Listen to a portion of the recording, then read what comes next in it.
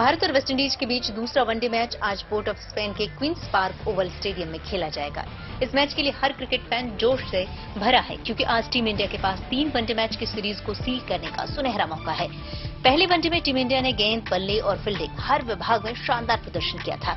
खास बात है कि 2007 से अब तक वेस्टइंडीज के खिलाफ टीम इंडिया हारी नहीं है।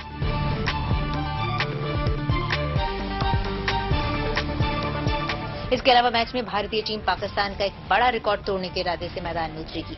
ये रिकॉर्ड किसी एक टीम के खिलाफ लगातार सबसे ज्यादा द्विपक्षीय वनडे सीरीज जीतने का है। दरअसल इसमें भारत और पाकिस्तान 11-11 सीरीज विन के साथ बराबरी पर हैं।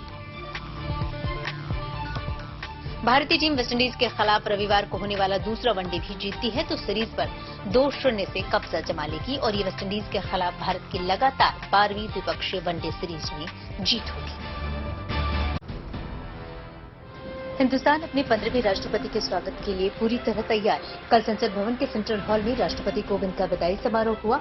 इस मौके पर उपराष्ट्रपति वेंकैया नायडू, प्रधानमंत्री नरेंद्र मोदी और लोकसभा स्पीकर ओम बिरला समेत सभी सांसद मौजूद रहे।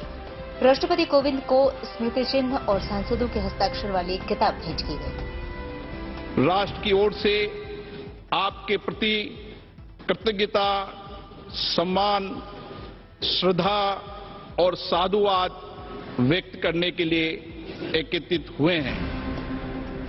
विदाई अभिभाषण के दौरान राष्ट्रपति रामनाथ कोविंद भावुक नजर आए। आप सबसे जब मैं विदा ले रहा हूं तो मेरे हृदय में अनेक पुरानी स्मृतियां उमड़ रही हैं। आज ही रामनाथ कोविंद राष्ट्रपति भवन को भी अलविदा कह देंगे और 25 जुलाई यानी कल नवनिर्वाचित राष्ट्रपति द्रौपदी मुर्मू का शपथ ग्रहण समारोह आयोजित किया जाएगा। ये बहुत यूनिक है, क्लीन है, मतलब देख के बहुत खुशी हुई कि ये भी इतना अच्छा मोहल्ला क्लिनिक हो सकता है।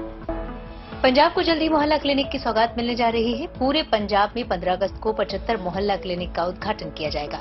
सीएम भगवंत मान ने मोहाली पहुंचकर खुद मोहल्ला क्लिनिक का जायजा लिया। इन क्लिनिक में कई सुविधाएं उपलब्ध होंगी।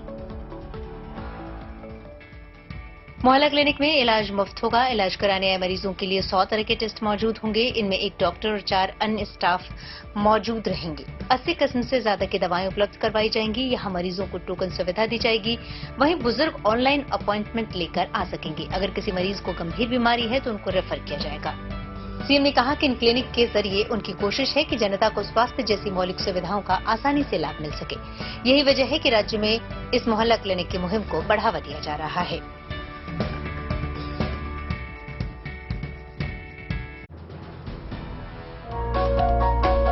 केजरीवाल सरकार दिल्ली में अब जल्द ही जनता के लिए इंग्लिश स्पीकिंग कोर्स शुरू करने जा रही है। यानी अब दिल्ली में गरीब और मिडिल क्लास बच्चे अब फराटेदार इंग्लिश बोलते नजर आएंगे, क्योंकि अब फराटेदार अंग्रेजी बोलने का कोर्स कराएगी आपकी सरकार।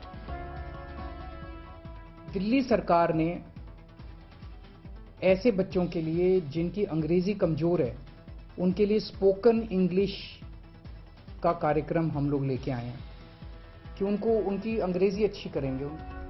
दिल्ली के मुख्यमंत्री अरविंद केजरीवाल ने शनिवार को ऐलान किया कि दिल्ली सरकार शहर के 50 केंद्रों पर अंग्रेजी बोलने का कोर्स शुरू करेगी। केजरीवाल ने एक ऑनलाइन संवाददाता सम्मेलन को संबोधित करते हुए कहा कि 12वीं कक्षा पास कर चुका और 18 से 35 वर्ग का कोई भी व्यक्ति इस कार्यक्रम का हिस्सा बन सकता है। उन्होंने कहा कि पहले चरण में 1 लाख विद्यार्थियों को इस कार्यक्रम में दाखिला दिया जाएगा, जहाँ प्रशिक्षण देकर उनके अंग्रेजी में संवाद के कौशल में सुधार किया जाएगा।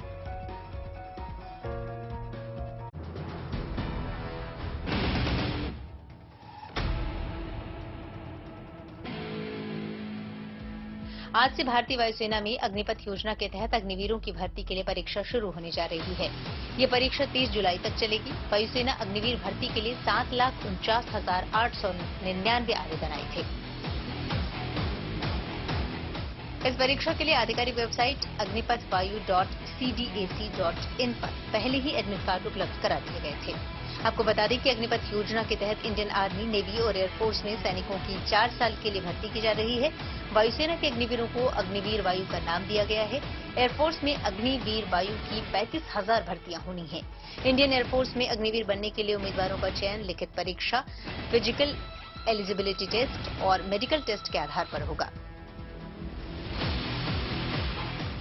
फेज 1 परीक्षा में पास होने वाले अभ्यर्थियों को फेज 2 ऑनलाइन परीक्षा के लिए बुलाया जाएगा।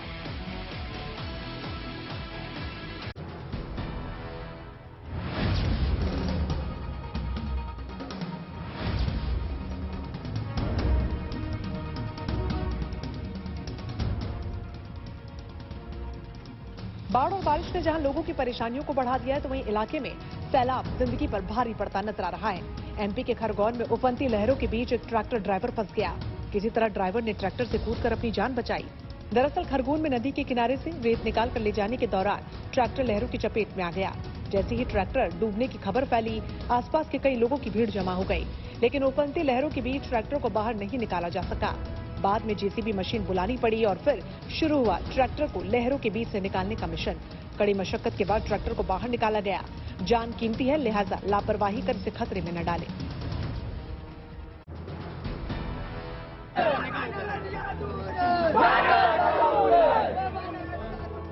सावन का महीना है और कई शिव भक्त निराले अंदाज में कांवड़ यात्रा पर निकल पड़े हैं। इन्हीं भक्तों में एक है वाराणसी के सुनील गुप्ता, जो आकर्षण का केंद्र बने हुए हैं। सुनील ने जहां भगवान शिव की तरह वेशभूषा धारण किया, बल्कि उन्होंने अपने दो पहिया को भी शिव की सवारी नंदी की शक्ल दे दी, जिन्हें देखने के लिए जगह जगह लोगों का तांता लगने लगा। हमारा दिली इच्छा है, जब तक सांसें चलती रहेगी तब तक ऐसे ही हम आते रहेंगे।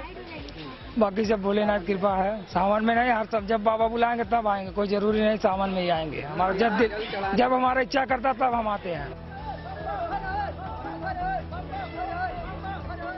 वाराणसी के गोदौलिया इलाके में विश्वनाथ मंदिर के नजदीक जब सुनील पहुंचे तो वहां लोग उनकी तस्वीर लेने लगे। हर हर महादेव और बोलबम का नारा गूंजने लगा। पुलिस भी आ गई, लेकिन फिर शिव भक्त और उसके जत्थे को आगे जाने दिया गया।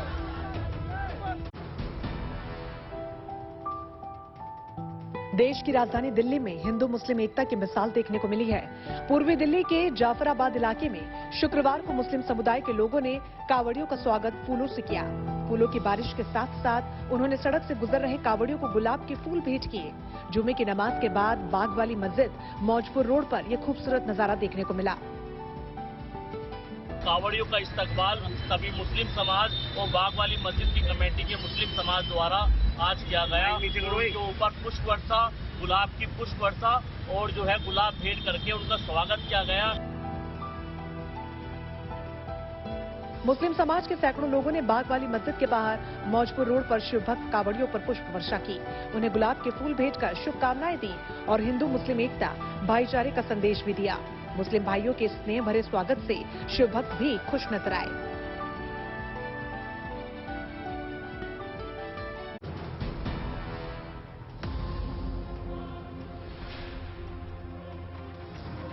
महाराष्ट्र के चंद्रपुर में एक बार फिर से बारिश और बाढ़ ने हालात बेकाबू कर दिए हैं।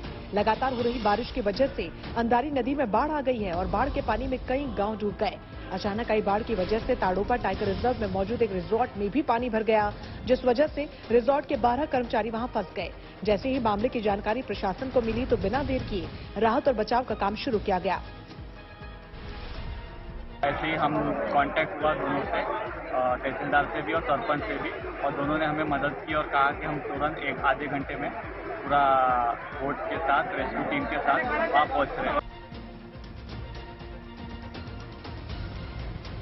काफी मेहनत के बाद रिजॉर्ट में मौजूद सभी 12 कर्मचारियों को बाहर निकाला गया। रेस्क्यू टीम ने बोट के जरिए सभी लोगों को बाहर निकाला और सुरक्षित स्थान तक पहुंचाया।